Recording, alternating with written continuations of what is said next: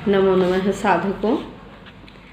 आज हम श्रीमद् भगवद गीता के पहले अध्याय के श्लोक संख्या 36 से लेकर 38 तक इन पर चर्चा करेंगे।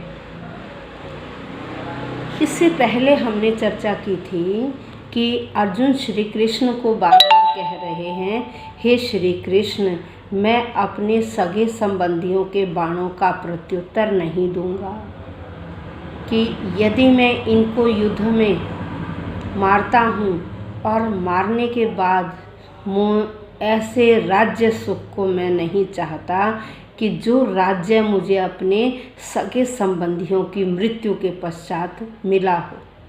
इसलिए बार बार कह रहे हैं, मुझे ऐसे राज्य की ज़रूरत नहीं है, ऐसे राज्य सुख से कोई फ़ायदा नहीं। पापमेवाश्रयेद अस्मान् हत्वैतान् आततायिनः तस्मान् न अर्हा वयं हन्तुं धार्तराष्ट्रान् सबान्धवान् स्वजनं हि कथं हत्वा सुखिनः स्याम माधव। अब यहाँ देखिए अर्जुन क्या कहते हैं।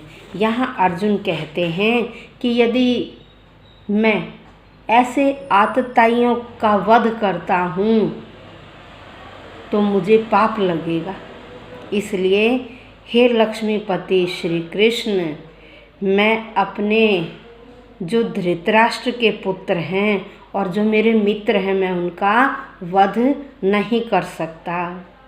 मैं अपने परिवार के सदस्यों को मारकर किस प्रकार से सुख को प्राप्त करूंगा। ये सारी बातें बार बार, क्योंकि अर्जुन मोहमाया से ग्रस्त हो गए हैं और वह बार बार यही कह रहे हैं कि मैं अपने सगे संबंधियों के बाणों का प्रत्युत्तर नहीं दे सकता। तो आइए अब शब्दशः अर्थ करते हैं। पापम, पापम पाप को, एव ही पाप ही, आश्रयेत लगेगा, पापम एव आश्रयेत पाप ही लगेगा, अस्मान हमको, अस्मान हमको, हत्वा मार कर। मैं एक एक शब्द का संधि विच्छेद करके आपको बता रही हूँ। पापम पाप एव ही आश्रयेत लगेगा, अस्मान हमको, हत्वा मार कर, एतान इन आतताइन, इन आतताइयों को मारकर हमें क्या लगेगा? पाप ही लगेगा। भाई देखिए, आतताई कौन होता है? आतताई 6 प्रकार के माने गए हैं। एक जो किसी को विष देता है, जहर देता है, उस व्यक्ति के लिए भी आतताई शब्द का प्रयोग किया जाता है। फिर एक जो दूसरे की स्त्री को चुरा लेता है, दूसरे की स्त्री का अपहरण कर लेता है, उसे भी आतताई कहते हैं। फिर जो किसी के घर में आग लगाता है, वह भी आतताई कहलाता है। ठीक है। और यदि कोई किसी हथियार से किसी के ऊपर आक्रमण करता है तो वह भी आतताई कहलाता है। तो देखो, नंबर 1 जो किसी को जहर दे उसे आतताई, फिर किसी की स्त्री का अपहरण कर ले वो भी आतताई कहलाता है, किसी के घर में आग लगा दे वो भी आतताई कहलाता है, किसी हथियार से दूसरे के ऊपर आक्रमण कर दे वो भी आतताई कहलाता है, किसी दूसरे का धन लूट ले वो भी आतताई कहलाता है, किसी की ज़मीन हड़प ले वो भी आतताई कहलाता है। तो आतताई 6 प्रकार के माने गए हैं। मैंने आपको आतताई का बताया। यहाँ आतताई क्यों यूज़ किया गया? यहाँ क्या किया था भाई? उन्होंने उनका राज्य हड़प लिया और किसी स्त्री का क्या किया? अपमान किया। तो इसलिए यहाँ अर्जुन ने आतताई शब्द का प्रयोग किया। फिर कहा तस्मात, इसलिए, तस्मात इसलिए, न कभी नहीं, इसलिए कभी नहीं, अर्हा योग्य, अर्हा योग्य, वयम हम सब, हम तुम मारने के लिए, हम तुम मारने के लिए, धार्तराष्ट्र, धृतराष्ट्र के पुत्रों को, सबांधवान, बंधुओं सहित, मित्रों सहित। कह रहा कि यह क्या है, ठीक नहीं है कि हम धृतराष्ट्र के पुत्रों का उनके संबंधियों सहित वध करें। ये भी क्या कह रहा है, अर्जुन कह रहे यह भी ठीक नहीं है कि हम जो धृतराष्ट्र के पुत्र हैं, मतलब मेरे ही भाई हैं, और उनके जो सगे संबंधी उनके मित्र आदि हैं, उन सब का मैं वध करूं, मैं यह उचित नहीं समझता हूं। फिर स्वजनम ही, फिर कह रहा स्वजनम ही, अपने संबंधी, अपने परिवार के व्यक्ति, स्वजन अपने परिवार के व्यक्ति, अपने कुटुंब के व्यक्तियों को ही निश्चय ही हत्वा मार कर कथम किस प्रकार से सुखी न है सुख प्राप्त श्याम करूँगा। माधव हे श्री कृष्ण, हे लक्ष्मीपति श्री कृष्ण, हे लक्ष्मीपति श्री कृष्ण। यहाँ अर्जुन कहते हैं कि हे लक्ष्मी, यहाँ माधव आया है श्री कृष्ण के लिए, और माधव शब्द यहाँ क्यों प्रयोग किया गया, क्योंकि श्री कृष्ण का नाम माधव भी है। यह क्या है, लक्ष्मी के पति हैं, लक्ष्मी के पति विष्णु, और श्री कृष्ण विष्णु के अवतार हैं, इसलिए यहाँ इनको माधव कहा है कि हे माधव, हे हे लक्ष्मीपति श्री कृष्ण, मैं अपने परिवार के इन सदस्यों को मारकर सुख को कैसे प्राप्त करूँगा। यहाँ बार बार कह रहे हैं कि न तो मैं अपने भाइयों का वध कर सकूँगा, न मैं अपने बंधुओं को मारूँगा, और न ही अपने परिवार के व्यक्तियों का वध करूँगा, क्योंकि इन सब का वध करने से मुझे किसी प्रकार से शांति नहीं मिलेगी। अच्छा, एक योद्धा का कर्तव्य क्या होता है कि वह अपने कर्तव्य का पालन करे। यदि योद्धा का स्वभाव साधु प्रकृति हो जाएगी, यदि योद्धा का स्वभाव कैसा, साधु प्रकृति होगा, तो क्या युद्ध में उसे क्या कहा जाएगा, कायर कहा जाएगा। युद्ध भूमि में साधु प्रकृति वाले व्यक्ति को कायर कहा जाता है। अब यहाँ क्या है, अर्जुन के अंदर साधु प्रकृति आ गई है मोह माया से, और श्री कृष्ण उसे क्या कह रहे हैं कि आप एक कायर की भांति बोल रहे हो, आप एक कायर की भांति, आप एक योद्धा हो। योद्धा का कर्तव्य क्या है, अपने बाहुबल का प्रदर्शन करना, अपने कर्तव्य का पालन करना। देखिए राम भी क्या थे, एक अच्छे योद्धा थे, और आज भी उनके राज्य में क्या था, किसी को दुख नहीं दिया जाता था। राम एक आदर्श थे, दुखियों का हमेशा वह क्या करते, दुख दूर करते थे। इसलिए आज भी लोग राम राज्य को याद करते हैं। उन्होंने कभी कायरता प्रदर्शित नहीं की थी। लेकिन रावण क्या था, रावण आतताई था भाई, रावण सीता का अपहरण करके लेकर गया था। इसलिए राम ने क्या किया, उनके साथ युद्ध किया, और ऐसा युद्ध किया जो इतिहास में आज भी याद किया जाता है। यहाँ अर्जुन के प्रसंग में क्या है कि अनेक प्रकार के आतताई हैं, जैसे उनके निजी पितामह है, आचार्य, मित्र, पुत्र, पौत्र, ये सभी क्या हैं, आतताई हैं। ठीक है। और एक योद्धा अपने शारीरिक सुख की परवाह नहीं करता है, वह केवल अपने कर्तव्य का पालन करता है।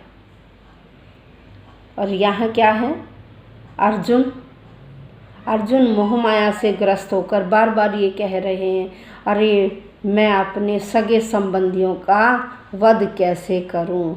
लेकिन यहाँ उन्होंने आतताई शब्द का प्रयोग किया कि ये सगे संबंधी कैसे हैं, इन्होंने कैसे कर्म किए हैं, दुष्ट कर्म किए, इसलिए इनको दुष्ट कार्य का फल तो अवश्य मिलना चाहिए।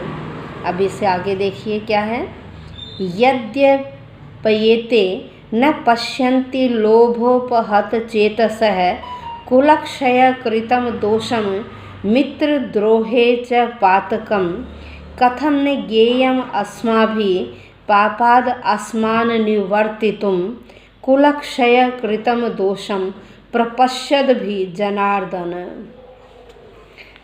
अब यहाँ क्या है, यहाँ भाई एक क्षत्रिय से क्या आशा की जाती है कि यदि उसे कोई ललकारे, यदि कोई उसे युद्ध में ललकारता है या आम नागरिक के लिए, जैसे ये जुआ खेलने के लिए कोई किसी को ललकारता है, तो वह व्यक्ति भी क्या करता है, मना करने के बाद भी उस कार्य को करता है। अब यहाँ क्या इन्होंने ललकारा, जो दूसरा विपक्ष था दुर्योधन का, उन्होंने युद्ध के लिए इसे ललकारा। यदि विपक्ष के द्वारा ललकारने पर योद्धा शांत बैठ जाए तो वह योद्धा योद्धा नहीं कहलाता, वह योद्धा योद्धा नहीं कहलाता है। अब आइए शब्दशः अर्थ देखते हैं। यदि यदि अपि भी, यदि यदि अपि भी, एते ये न पश्यन्ति नहीं पश्यन्ति देखते हैं, यदि ये नहीं देखते हैं। लोभोपहत चेतस है, लोभ है, लोभ से उपहत होता है अभिभूत, लोभ के वशीभूत, चेतस है चित्त वाले, लोभ के वशीभूत चित्त वाले, एते ये सब न पश्यन्ति नहीं देखते हैं। क्या नहीं देखते हैं? कुलक्षय कृतम, कि कुल का नाश कृतम किया गया, कुल का नाश किया गया, दोषम दोष, कुल के नाश का दोष यह नहीं देखते हैं। मित्रद्रोहे च, और मित्रों से विरोध करने में भी, पातकम यह पाप को नहीं समझते, मित्रों से ईर्ष्या करने विरोध करने में यह पाप को नहीं समझते हैं। कथम न ज्ञेयम, कथम क्यों, न नहीं, ज्ञेयम जानना चाहिए, क्यों नहीं जानना चाहिए, अस्माभिः हमारे द्वारा, अस्माभिः हमारे द्वारा, पापात पापों से, अस्मात् इन, निवर्तितुम बंद करने के लिए, कह रहे कि हम इन पापों को बंद करने के लिए, कुलक्षय कृतम, फिर कुल का विनाश कृतम हो जाने पर, दोषम दोष, प्रपश्यद भी देखने वालों के द्वारा, जनार्दन हे जनार्दन। अब देखिए हिंदी, यदि जनार्दन को सबसे पहले, जनार्दन किसके लिए आया? श्री कृष्ण के लिए, कह रहे हे जनार्दन, यह व्यक्ति यह नहीं देख रहे हैं, जो ये विपक्षी हैं, ये लालच के वशीभूत होकर ये लोग अपने परिवार को मारने या अपने मित्रों से ईर्ष्या करने में कोई दोष नहीं देखते। भाई यह इसे दोष नहीं मान रहे कि मैं अपने परिवार वाले या मित्रों को मार रहा हूँ, यह इसे दोष नहीं समझ रहे हैं। लेकिन भाई विपक्षी तो इसे दोष नहीं मान रहे, लेकिन हम लोग इसे दोष समझ रहे हैं, इसे अपराध समझ रहे हैं, क्योंकि इसमें हमारे परिवार का विनाश हो रहा है, क्योंकि इसमें अपने परिवार के सभी सगे संबंधियों का विनाश हो रहा है। इसलिए हम पांडव क्या समझ रहे हैं? इसमें अपराध देख रहे हैं, कह रहे मैं इसमें अपराध दोष देख रहा हूँ, लेकिन ये जो मेरे विपक्षी भाई हैं यह कुल के विनाश में दोष नहीं देख रहे, अपराध नहीं देख रहे, लेकिन मैं तो इसे बहुत बड़ा अपराध समझ रहा हूँ, और ऐसे पाप कार्य में मैं क्यों प्रवृत्त हो रहा हूँ। अर्जुन कह रहा भाई मेरे विपक्षी भाई तो ऐसा नहीं समझ रहे, लेकिन मैं तो इसे सबसे बड़ा पाप समझता हूँ, और मैं ऐसे पाप को करने के लिए क्यों प्रवृत्त हो रहा हूँ। हे श्री कृष्ण, आप मुझे ऐसा पाप करने के लिए क्यों उकसा रहे हैं? आप मुझे ऐसा पाप करने के लिए क्यों प्रवृत्त कर रहे हैं? क्योंकि अर्जुन तो मोहमाया से ग्रस्त हैं और वह श्री कृष्ण को बार बार यही कह रहे हैं कि भाई इसमें क्या है, मेरे वंश का विनाश है और मैं वंश के विनाश को सबसे बड़ा पाप समझता हूँ, मैं यह युद्ध नहीं करूँगा। इतना कहकर वह शांत हो जाते हैं। अब इससे आगे के श्लोकों का हम अगली वीडियो में चर्चा करेंगे। धन्यवाद।